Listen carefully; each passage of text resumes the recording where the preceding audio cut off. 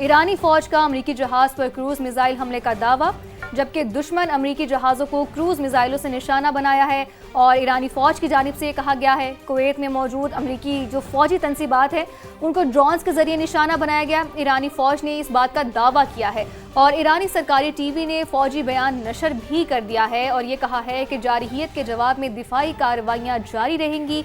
इसके अलावा अमरीकी हमलों के जवाब में रद्द-ए-अमल की शिद्दत बढ़ाने का इशारा भी दे दिया है और आबने हुर्मुज़ में 2 सुपर टैंकर्स को निशाना बनाकर नाकारा बना दिया गया। पासदारान इनकलाब ने इस बात का दावा किया है, जबकि मुतल्लिका टैंकर्स ने हमारी वार्निंग को नज़रअंदाज किया। उन्होंने ये बेसिकली इस बात का जवाब दिया है कि उन्होंने हमारी वार्निंग नज़रअंदाज की, इसलिए हमने उन पर हमला किया है। जबकि जो बहरीन है उसके जफीर एयरबेस पर असलहा गोदामों को निशाना बनाया गया। पासदारान इनकलाब ने मजीद कहा है कि सैटेलाइट मवासलाती मरकज़ और अमरीकी अफवाज की जो रिहायशी इमारत है वो भी हदफ बनी हुई है। बिल्कुल, ईरान की जानिब से बताया गया है आबनाए हुर्मुज़ में जारे दुश्मन के साथ ताउन करने वाले खबरदार हो जाएं। आबनाए हुर्मुज़ की बहाली में ताख़ीर से आलमी तवानाई बहरान पैदा हो सकता है। यानी कि पासदारान इनकलाब की जानिब से ये एक बार फिर अपना मौक़िफ़ दोहरा दिया गया है कि जहाँ जहाँ से हमारे ऊपर हमले होंगे तो आप ऐसा ना समझे कि हम उसके ऊपर कोई रिएक्शन नहीं देंगे, वहाँ वहाँ हम हमले करेंगे, वहाँ वहाँ हम अटैक करेंगे। अमरीकी सदर की जानिब से इसके साथ साथ ईरान की दोबारा नाकाबंदी के ऐलान के बाद आलमी मंडी में ख़ाम तेल की कीमतों में 1.5% तक इजाफा हुआ है। बड़ा इजाफा देखने में आ रहा है। अमरीकी ख़ाम तेल $79 और बरतानवी ख़ाम तेल $84 फ़ी बैरल पर फ़रोख्त हो रहा है। यानी बात वही है कि जैसे जंग आगे बढ़ेगी वैसे वैसे आलमी मईशत को नुकसान होगा, तेल की कीमतें मुसलसल बढ़ेंगी और यही अब देखने में आया है कि जैसे ही दोबारा से नाकाबंदी की गई है वैसे ही तेल की कीमतों में इजाफा हुआ है। बिल्कुल सही बात। और हमने देखा है कि इस तमाम तर तनाज़े से जब से ये शुरू हुआ है ऑयल की प्राइसेस ने पूरी दुनिया की मंडी को बहुत बुरे तरीके से मुतासिर किया है और उसका इवेंचुअली जो भी नतीजा है वो आम आवाम पर ज़रूर पहुँच जाता है। तो अमरीका ईरान कशीदगी पर बात करने के लिए हमारे साथ इस वक्त हमारे मौजूद मेहमान मौजूद हैं। दिफाई तज्ज़ियाकार आबिद लतीफ़ साहब हमारे साथ मौजूद हैं। आबिद साहब, बहुत शुक्रिया हमें अपना कीमती वक्त देने का, वो भी सुबह सवेरे। ये कहिएगा कि लगातार तीसरे दिन हमलों का सिलसिला जारी है, आप कैसे देखते हैं इनको, मौजूदा सूरत हाल को आप किस तरह से एनालाइज करेंगे? जी, बहुत शुक्रिया मुझे इनवाइट करने के लिए। देखिए जी, मैं समझता हूँ कि सूरत हाल जो है वो बहुत टेंस है और बहुत ही कम्प्लेक्स है। ये अगर आप देखें तो एक फ्रिजाइल सीज फायर था, उस फ्रिजाइल सीज फायर के अंदर अब जो एस्केलेशन ट्रैप है उसने पूरी तरीके से अपने आप को इंट्रेंच कर लिया है। एस्केलेशन ट्रैप में ये होता है कि पहले दोनों जो हरीफ हैं उनमें से कोई एक दूसरे पे छोटे हमले करते हैं उस सीज फायर में अपनी पोजीशन जो है और एंट्रेंच करने के लिए। उसके बाद तो दूसरा हरीफ है वो ये करता है कि हॉरिजेंटल एस्केलेशन करता है, वो हॉरिजेंटल टारगेट्स पे अटैक करता है। जैसे आपने देखा ईरान ने उसके बाद कतर पे, कुवैत पे, बहरीन पे अटैक किया, ओमान पे भी डिफरेंट जगहों पे अटैक किया। और उसके बाद तीसरी स्टेज ये होती है कि ये दोबारा से जो एस्केलेशन है ये खुदा ना खास्ता एक फुल फ्लैश वॉर में चली जाती है। तो अब ये एस्केलेशन ट्रैक की दूसरी स्टेज के ऊपर पहुंच चुके हैं।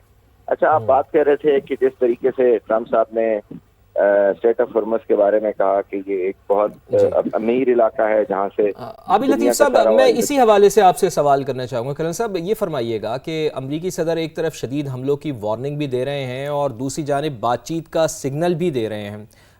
आखिर आप क्या समझते हैं कि ये मामला जाकर रुकेगा कहाँ? या तो आप संजीदा ही नहीं हैं, और अगर आप संजीदा हैं तो फिर इस तरह के इक़दामात फिर आपकी जानिब से क्यों देखने में आ रहे हैं? आबिद लतीफ़ साहब, क्या ये अमरीकी सदर डोनाल्ड ट्रंप का रवैया ऐसा ही है, उनकी ज़ात का ये रवैया है, या फिर वो कुछ और चाहते हैं? क्या आप समझते हैं? इस पे रोशनी डालिएगा। जी देखिए, इसमें दो चीज़ें हैं। एक तो सबसे बड़ी पहली बात यह है कि there is a method in the madness.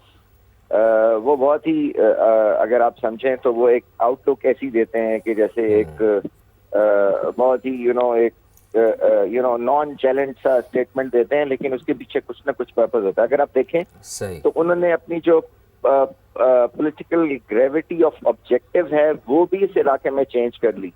पहले वो रिजीम चेंज था, उसके बाद वो न्यूक्लियर इशू था, अब आखिर तक न्यूक्लियर इशू रहा जब तक कि ये लेटेस्ट नेगोशिएशंस भी चल रही थी, और अब इमीडिएटली स्टेट ऑफ हुर्मुज़ आ गया। और ये जो पैटर्न है अगर आप 5 महीने देखें تو وہ جمعے کو ایران کو دھمکیاں دینا شروع کرتے ہیں، ہفتے کو دھمکیاں دیتے ہیں، اتوار کو تھوڑی دیر چپ کر جاتے ہیں، اور پھر پیر کو ریکنسیلیشن کی بات کرتے ہیں۔ جب وہ ریکنسیلیشن کی بات کرتے ہیں تو جمعے کو امریکن اسٹاک ایکسچینج اور جو آئل مارکیٹ ہے، جو آئل ٹریڈنگ ہے برانڈ کی اور باقی چیزوں کی، وہ اس پہ افیکٹ ہوتا ہے۔ جب وہ منڈے کو تھوڑی سی ریکنسیلیشن کی اسٹیٹمنٹ دیتے ہیں تو جو اسٹاک ایکسچینج ہے اس کے اندر تیزی آ جاتی ہے۔ اب اس کا کیا بینیفٹ ہوتا ہے، کیا پیٹرن ہے، یہ تو کوئی اکانومسٹ ہی بتائیں گے، but this is the pattern which follows. تو وہ بیسیکلی ایک بزنس مین بھی ہیں، وہ خالی وہ اسٹیٹس مین تو بالکل نہیں ہے، لیکن وہ ایک پولیٹیشین ہے اور ایک بزنس مین ہے، تو زیادہ تر چیزوں کو اس اینگل سے دیکھتے ہیں۔ یہی وہ اب اسٹیٹ آف ہارمز کو بھی اس اینگل سے دیکھ رہے ہیں۔ لیکن دیکھیے جو اسٹیٹ کرافٹ ہے یہ بہت سینسٹیو چیز ہے، it is not merely a business. تو وہ آپ اگر خالی اس کو میئرلی بزنس سمجھ کے آپ اس کو اس طرح سے اور ایک ڈیل میکر کے طور پہ چلائیں گے تو بہت مشکل ہو جائے گا۔ لیکن مجھے یہ لگ رہا ہے جی کہ آنے والے ٹائم میں یہ حالات جو ہے وہ خدا نہ خواستہ اللہ کرے کہ یہ ٹھیک ہو جائیں، اور اگین پاکستان اور بہت ساری اسٹیٹس کوشش کر رہی ہیں کہ اس جو ایسکلیشن ٹریپ سے دونوں کو نکالا جائے، کیونکہ دونوں لیکن بات یہ ہے نا کرنل صاحب کہ تنازع کی اصل وجہ تو ابھی اس وقت دیکھنے میں آ رہی ہے کہ آبنائے ہرمز ہے۔ امریکہ چاہتا ہے کہ آبنائے ہرمز کا کنٹرول وہ سنبھالے، ایران اس کے اوپر کسی صورت بھی تیار نہیں ہے۔ لیکن تو آپ کو کیا لگتا ہے کہ یہ معاملہ کہیں مستقبل قریب میں، یعنی میں بالکل قریب کی بات کر رہا ہوں، کہیں جا کر یہ مسئلہ حل ہو سکتا ہے یا یہ تنازع ایسے ہی چلتا رہے گا؟ جی دیکھیے، آپ کو یاد ہوگا تو 3 مہینے پہلے بھی جب کوئی بھی آبنائے ہرمز کی بات نہیں کرتا تھا تو آپ کے چینل پہ میں نے 6-7 دفعہ یہ کہا تھا کہ اصل ایشو اسٹیٹ آف ہرمز ہے، اور وہی اسٹیٹ آف ہرمز آج اسی طرح سے لوگ اس وقت نیوکلیر کی بات کر رہے تھے، باقی چیزوں کی بات کر رہے تھے۔ تو مجھے نہیں لگتا جی کہ اسٹیٹ آف ہرمز کے اوپر ایران جو ہے وہ اپنی اسٹیٹڈ پوزیشن سے 1 انچ بھی پیچھے جائے گا، اور وہی جو ہے وہی یہاں پہ ڈائلما کریٹ کر رہا ہے، کیونکہ امریکہ جو ہے وہ اپنی پوزیشن سے پیچھے نہیں جانا چاہتا۔ اسٹیٹ آف ہرمز کو ابھی 3 حصوں میں ڈیوائڈ کیا ہوا ہے، ایک جو اس کا ناردرن پارٹ ہے جو کہ ایران کے پوری طرح سے کنٹرول میں ہے، پھر جو سینٹرل پارٹ جو انٹرنیشنل میری ٹائم ایجنسی جس کو جہاں سے پیسج جو شپس کو کرانے کی کوشش کرتی ہے، اور پھر جو اس کا ساؤدرن پارٹ ہے جو کہ عمان کی سائڈ پہ ہے، وہ جو پارٹ ہے اس کو امریکنز جو ہے وہ ان کے جو سسٹم ہے ایسکارٹ اینڈ نیول سپورٹ کا جو پروگرام ہے اینکاس جس کو وہ کہتے ہیں، اس کے تحت وہ شپس کو لے کے جاتے ہیں۔ لیکن اب ایران اس جو پورشن ہے اس کے اندر بھی جو شپس ہیں ان کو جانے کی اجازت نہیں دے رہا۔ آپ نے دیکھا 2-3 دن پہلے اس نے جو ایک شپ وہاں سے امریکن لے کے جا رہے تھے اس پہ بھی ایک ڈرون اٹیک ہوا۔ تو اس لیے سچویشن بہت کمپلیکس ہے۔